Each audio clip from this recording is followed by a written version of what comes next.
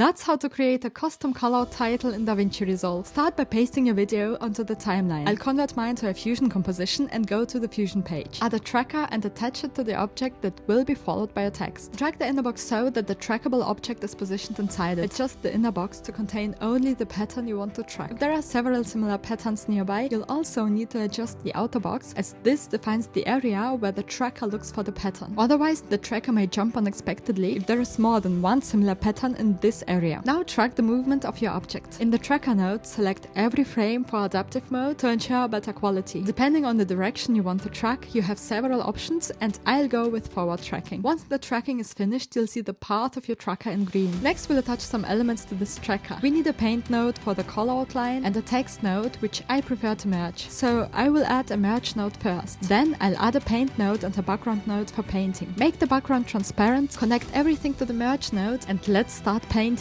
Using the polyline stroke, draw a line or whatever you want the callout animation to look like. I'll create a box shape but leave it open. Then adjust the color and brush size to your preference. Now we are ready to attach the line to our tracker. You can attach the entire line, which will move with the tracker, but I only want the first point to move. However, select the points you want to move and go to Publish Point, which will add the point to the stroke controls. Right click on the point and connect it to the tracker using offset position. If you want to connect multiple points to the tracker, you'll need to repeat this process for each point. To add a right on effect, set the necessary keyframes in the stroke controls, and now it looks something like this. Next, let's add some text to the paint node. Insert your text, style it nicely, and align it with your callout line. Next, I'll add a glow effect, applying it both to the text and the line. So it needs to be the last node before the final merge. Adjust the parameters of the glow to your liking. Finally, let's add some fade-in effects to the text and the line. As always, go to the frame where you want the text to appear, set a keyframe for opacity in the shading settings of the text node, move a few frames back, and set another keyframe for opacity with the value at 0. You can do the same to make the text fade out. Go to the last keyframe where you want the text to be visible, set a keyframe, and then set another keyframe for opacity a few frames later, reducing the value to 0. Let's apply this effect to the line as well, setting keyframes for the opacity of the paint node where you want the line to appear and disappear. And that's it!